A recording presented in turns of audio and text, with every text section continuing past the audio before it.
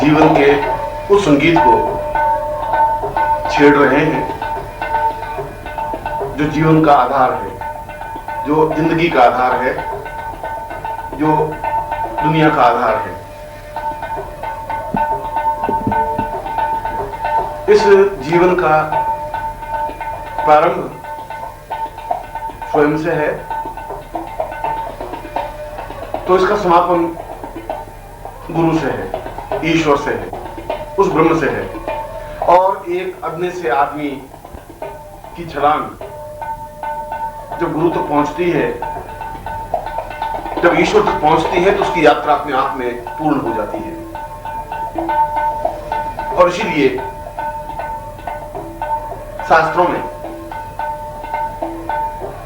जहां साधक को, शिष्य को प्रेमिका कहा गया है, पत्नी कहा गया है, स्त्री कहा गया है, वहां पर गुरु को पुरुष कहा गया है, प्रेमी कहा गया है, पिव कहा गया है। और यह घटना और ये संबंध किसी प्रकार से अश्लील नहीं है, किसी प्रकार से इनमें कोई गंदगी नहीं है, कोई न्यूनता नहीं है, क्योंकि जीवन की पूर्णता तो कोमलता और मधुरता से ही आ सकती है। और कोमलता और मधुरता केवल स्त्री में हो सकती है, पुरुष में नहीं।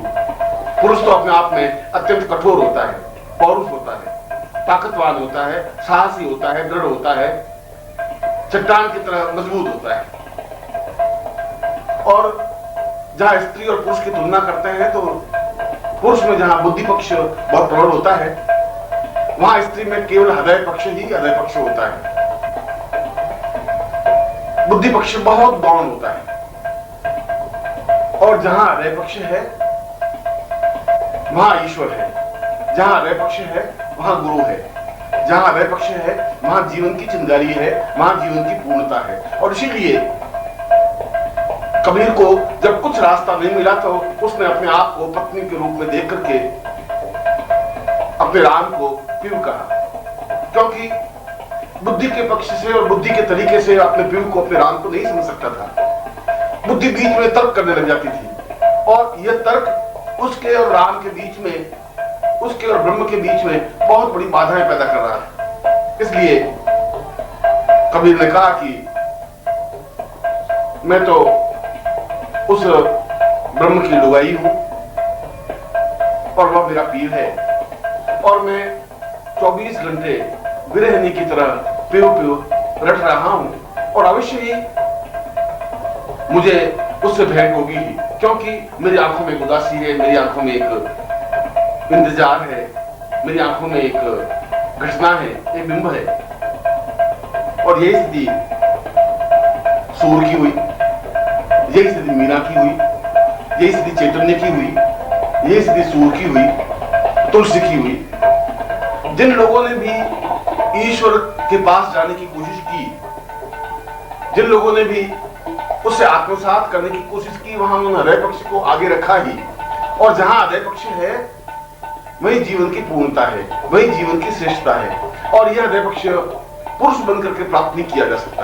पुरुष में हृदय पक्ष है मगर अत्यंत कम, जहां स्त्री हृदय पक्ष में प्रधान रूप से सिक्त होती है। और इसीलिए इन साधकों ने, इन योगियों ने, इन सन्यासियों ने अपने आप को स्त्री के रूप में समझा, एक विरहनी के रूप में समझा, जिंदगी की चिंगारी के रूप में समझा, जिसके माध्यम से वह अपने पिव से मिल सके, अपने प्रभु से मिल सके, अपने ईश्वर से मिल सके। क्योंकि यह एक ऐसी प्यास है जो बुझ नहीं सकती, वह तो केवल पिव के बिना बुझ ही नहीं सकती। पिव बिन बुझे न प्यास, बिना प्रीतम के यह प्यास कैसे बुझ सकती है, जो मुझे ज्ञान की एक पिपासा है, जो मुझे साधना की एक प्यास है, एक तड़फ है, एक बेचैनी है। और जब तक मुझे साधना पूर्ण रूप से प्राप्त नहीं हो जाएगी, जब तक मैं पूर्ण रूप से सिक्त नहीं हो जाऊंगा, तब तक वह प्यास कैसे बुझ सकती है। और अगर बीच में प्यास बुझ गई तो फिर जीवन का कोई मकसद नहीं रहेगा, फिर जीवन की पूर्णता नहीं हो पाएगी, फिर हम जहां पहुंचना चाहें वहां नहीं पहुंच सकते। क्योंकि मेरे पहुंचने का लक्ष्य, एक साधक का पहुंचने का लक्ष्य गुरु के चरणों में अपने आप को लीन करने की क्रिया है। और जहां मैं गुरु शब्द का प्रयोग कर रहा हूं, वहां पर उस ब्रह्म शब्द का प्रयोग कर रहा हूं, उस ईश्वर शब्द का प्रयोग कर रहा हूं, क्योंकि गुरु अपने आप में कोई शरीर नहीं होता, कोई नाम नहीं होता। गुरु का मतलब है ज्ञान की चेतना, गुरु की मतलब होता है पूर्णता, गुरु का तात्पर्य है जीवन की सर्वश्रेष्ठता, जो सब कुछ दे दे, जो सब कुछ पूर्ण कर दे, जो अपने आप को उसे एक कण से आकाश बना दे, जो एक मामूली से भाग को बादल का टुकड़ा बना दे, गंगोत्री बना दे, वह गुरु, जिसका रूप परिवर्तित कर दे, अपने आप को एक चिंगारी दे दे। और इसीलिए तो शास्त्रों ने गुरु ब्रह्मा, गुरु विष्णु, गुरु देवो महेश्वर कहा। खाली ब्रह्मा ही नहीं, निर्माण करता ही नहीं, पालन करता भी, संहार करता भी, वह उसके जीवन की न्यूनताओं का संहार भी करता है गुरु, और उसके जीवन का निर्माण भी करता है विष्णु की तरह, और पालन भी करता है। इसलिए तो उच्च कोटि के उपनिषदों में, वह चाहे तैत्तिरीय उपनिषद हो, चाहे मांडुक्य उपनिषद हो, और वह चाहे शिष्योपनिषद हो, चाहे दुर्लभोपनिषद हो, इन सभी उपनिषदों में ऋषि ने अपने आप को एक प्रेमिका के रूप में खड़ा अनुभव किया है, और अनुभव किया है कि अपने हृदय पक्ष को पूर्ण रूप से बिछा करके, अपने आप को पूर्ण रूप से स्थापित करके, वह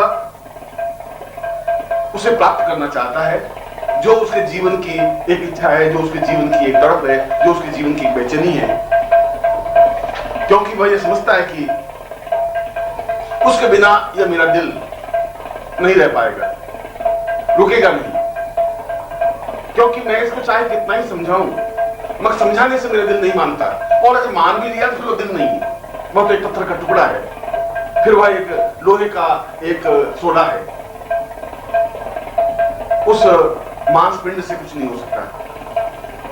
वह तो एक जज्बा होना चाहिए, एक तड़प होनी चाहिए, एक बेचैनी होनी चाहिए, वह चाहे अपने आप को कितना ही काबू करे, मगर हर क्षण उसके मन में एक भावना, एक चिंतन, एक विचार बना रहे कि मुझे अपने जीवन में वह प्राप्त करना ही है जो मुझे प्राप्त करना है, क्योंकि मैं एक पगडंडी के प्रारंभ से शुरू हुआ हूं और मुझे पगडंडी के अंतिम किनारे तक पहुंचना है, और अंतिम पगडंडी तक पहुंचने में ही मेरे जीवन की पूर्णता है। एक सामान्य मनुष्य का ब्रह्म बन जाना, ब्रह्म में लीन हो जाना साधना की परिपूर्णता है।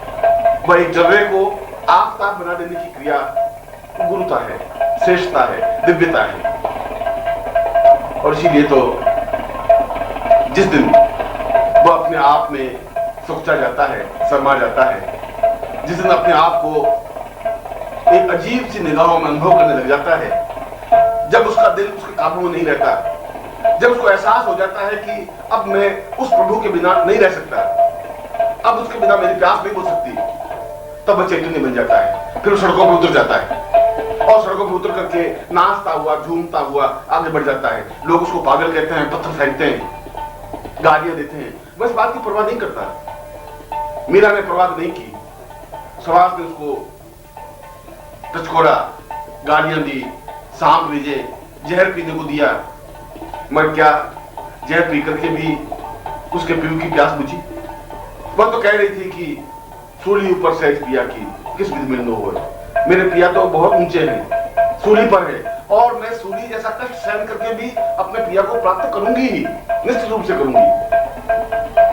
और कबीर कहते हैं कि यह मेरी नाड़ी, ये वैद्य, ये डॉक्टर नहीं समझ सकते, मेरी एक अजीब तरह की नाड़ी है, क्योंकि यह नाड़ी तो विरहीन नाड़ी है, इसमें विरह की आग लग रही है, और इस नाड़ी को डॉक्टर, इस नाड़ी को वैद्य नहीं समझ सकते, इसका इलाज नहीं कर सकते। इसका इलाज तो मेरा राम करेगा। जब राम खुद मेरे पास आएगा, जब मेरे पास बैठेगा, मेरी आंखों में आंखें डालेगा, तो मैं अपने आप में पूर्ण मस्त होकर के अपने आप को उसमें लीन कर दूंगा।